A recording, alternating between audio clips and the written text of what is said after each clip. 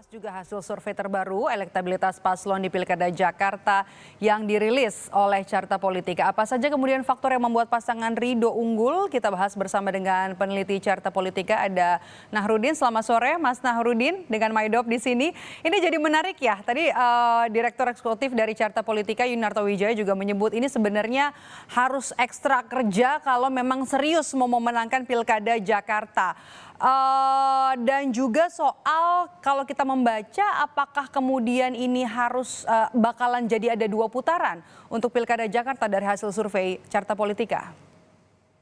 Ya, kalau kita lihat dari hasil survei Carta Politika memang ada pekerjaan yang cukup berat, saya bilang dari pasangan Ridho. Karena kalau dilihat dari tren dari beberapa rilis survei di Lembaga Survei Indonesia, Poltreking, dan akhirnya Carta, ada sedikit penurunan terkait elektabilitas pasangan Ridho. Ridho. Sementara pasangan Pramono dan Dul itu mengalami kenaikan. Sementara apakah ini akan berlangsung 2 putaran? Kalau tadi kita baca memang kalau memang ada pasangan ketiga ini sampai di 2 digit, ini akan memungkinkan putaran kedua itu sangat terbuka di Pilkada Jakarta. Sementara kalau pasangan ketiga itu hanya di bawah 10% atau di bawah 2 digit, kemungkinan tetap akan hanya 1 putaran. Tapi masih bisa dilihat sangat dinamis, karena kalau kita lihat rentang survei di masing-masing lembaga ini kan kurang lebih hanya 1 minggu sampai 2 minggu jedanya. Jadi saya rasa memang elektabilitas di masing-masing paslon ini akan sangat bertarung sangat ketat, karena di rentang 2 minggu saja ada perbedaan penurunan atau kenaikan dari masing-masing paslon. Oke, Anda tadi sempat bilang ya kalau dari angka periode surveinya ini kan hanya beda seminggu dengan LSI dan juga Poltreking, tapi Pramono Ranu ini trennya terus naik begitu ya, apa faktornya? Ya, kalau kita lihat mungkin faktor yang pertama, kalau kita lihat dari hasil survei Carta, memang faktor hari ini masih ditopang oleh faktor wakil dari Pas Pram, yaitu Pak Rano Karno. Jadi Rano Karno kalau kita lihat dari sisi pengenalan, dia yang cukup bisa bersaing dengan Pak Ridwan Kamil yang di atas angka 90%. Jadi hari ini untuk pasangan Pram dan untuk pasangan Pram Rano ini yang paling menonjol dan paling ditopang kenaikannya mungkin adalah gara-gara Pak Rano Karno yang maju sebagai Wakil Gubernur DKI Jakarta. Itu kalau dari Bang Dul ya, bagaimana dengan pasangan Darmakun kalau kita lihat dari 3 hasil survei LSI, Poltreking, dan juga yang terakhir Carta Politika begitu ya. Ini angkanya tidak berubah dan cenderung landai. Apa faktornya? Ya mungkin masih terkait pengenalan ya. Pasangan ini kan adalah pasangan yang kalau kita lihat memang tidak terlalu sering muncul dan dikontestasi di pilkada, pileg, ataupun di masyarakat. Nah, yang jadi PR memang pasangan ini harus terus menggiatkan sosialisasi terkait kehadirannya di Pilkada Jakarta. Oke, ini jadi PR ya, termasuk juga tadi yang Mas Toto bilang kalau memang serius mau bertarung di Pilkada Jakarta, pasangan Darmakun ini harus ekstra kerja karena juga memang ini adalah pasangan independen begitu. Ini juga jadi menarik nih Mas Nahrudin. Kalau kita lihat ada undecided voters atau juga swing voters dalam hasil survei terbaru dari Carta Politika. Apakah kemudian angka ini masih bisa berubah nanti? Ya kalau kita lihat dari sisi pengetahuan pilkada pun di DKI Jakarta kan hanya baru di angka 80% ya. Jadi undecided voters akan sangat berpengaruh terhadap masing-masing paslon. Terutama juga mungkin undecided voters ini akan melihat bagaimana program-program yang akan dikembangkan oleh masing-masing paslon, akan disosialisasikan. Nah kalau kita lihat kan memang pasangan masing-masing paslon ini sudah punya slogan atau tagline. Misalnya kalau kita lihat Ridho itu sudah punya tagline Jakarta Baru, sementara Pram dan Mas Rano ini kan udah punya tagline juga Bang Dul itu dengan Jakarta Menyala. Pun di hasil rilis kita kalau kita lihat kesukaan atau pengenalan paling tinggi itu terkait slogan dari Mas Pram dan Bang Rano, yaitu Jakarta Menyala. Mungkin juga ini kalau kita lihat juga sebagai antitesa mungkinnya dari Pak Anies Baswedan. Kalau Jakarta Baru itu kan berarti merubah sesuatu yang sudah dilakukan dari gubernur-gubernur sebelumnya. Tapi kalau kita lihat Jakarta Menyala kan prinsipnya harusnya lebih terkait merubah yang belum baik menjadi baik. Mungkin itu yang akan menjadi perhatian dari undecided voters, sejauh mana program ini akan dikembangkan. Jadi tagline itu juga berpengaruh ya, harus ear catchy atau benar-benar serius nih? Cuma bukan sekedar tagline atau slogan? Ya, seharusnya si tagline itu menjadi acuan untuk program-program yang akan dijalankan.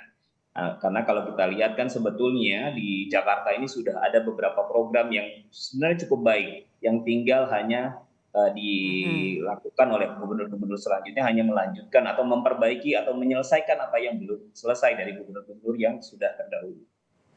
Oke, ini juga jadi menarik ya Mas, ketika kita lihat salah satu yang jadi disurvei juga oleh Carta Politika adalah endorsement dari Joko Widodo, endorsement dari Prabowo Subianto, Anies Baswedan dan juga Ahok.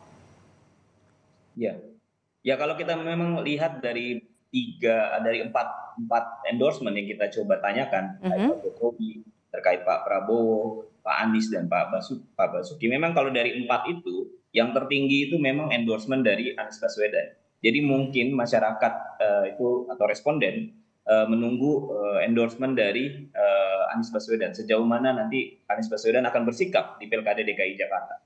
Kalau kita lihat dari Joko Widodo, masyarakat tuh hanya sekitar 16% yang menyatakan kalau Jokowi mendukung salah satu paslon, dia akan ikut memilih. Tapi kalau kita lihat dari beberapa nama, yang paling tinggi justru cenderung ke Pak Anies Baswedan.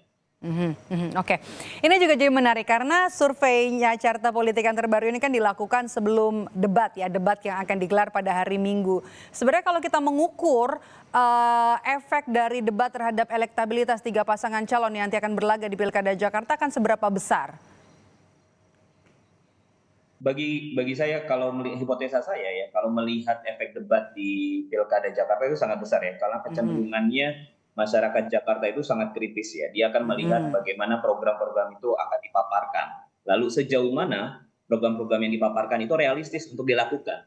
Kalau kita lihat juga beberapa pilkada-pilkada sebelumnya di DKI Jakarta, masyarakat cenderung menikmati atau menyaksikan debat itu secara khusus, karena mereka melihat, memilih, dan mencari siapa yang pada akhirnya akan dipilih nanti di Pilkada 27 November. Memang menanti ya kalau kita lihat dari karakteristik pemilih dari Jakarta justru sebenarnya menunggu debat dibanding kampanye yang sudah dilakukan karena cenderung sama belusukan. Tapi kalau bisa kita lihat ini debat yang akan terjadi pada hari Minggu besok, terutama debat perdana nih, bakalan adu gagasan, ide-ide dan juga program atau hanya sekedar adu gimmick? Ya baiknya memang seharusnya masing-masing paslon ini melakukan adu-adu program ya. Pun juga beberapa kali Mas Pram juga tadi kita sempat baca beberapa lirisnya, kalau bisa lebih banyak dibahasakan itu program bukan singkatan. Itu kan menyindir bahwa sebaiknya debat nanti isinya itu tentang program. Bagaimana kita paling tidak bisa menguliti apa yang baik program itu untuk masyarakat Jakarta. Jadi lebih baik adalah benar-benar adu program. Tapi setelah debat ini juga nanti kemungkinan elektabilitas bisa berubah ya. Apalagi kalau ada yang blunder ternyata dalam debat. Ya sangat dimungkinkan dengan tingkat kedinamisan, informasi yang sangat terbuka, dan kritisnya masyarakat Jakarta sangat terbuka, elektabilitas ini akan turun naiknya sangat dinamis. Bahkan rentannya kalau kita lihat dari Pilkada di 2017 itu sangat pendek, bisa dalam taraf 1 minggu atau 2 minggu itu akan ada perubahan yang cukup berarti di Pilkada Jakarta ini. Ada efek ya tentunya ya. Kalau Anda lihat dari kalau tiga pasangan calon ini berkaca atau melihat dari hasil survei, 3 lembaga survei LSI, Poltreking dan juga yang terakhir ada Carta Politika, opsi yang akan mereka lakukan melakukan banyak sekali manuver dalam debat atau justru sebenarnya main aman nih supaya elektabilitasnya tidak tergerus? Ya kalau saya melihat ya, tidak bisa menggambarkan secara utuh, tapi memang sebaiknya memang akan ada opsi yang aman ya. Kalau Oke. tidak melihat dari pilkada-pilkada sebelumnya, sekarang kan justru resistensi atau program itu lebih dikedepankan ya, karena tidak ada lagi politisasi agama, ada suku atau sara. Justru lebih harusnya ketika kondisi di mana tidak ada lagi politisasi agama, tidak ada politisasi suku dan agama ras segala macam, itu harusnya ke masing-masing paslon itu lebih mencondongkan apa yang bisa dilakukan untuk masyarakat Jakarta.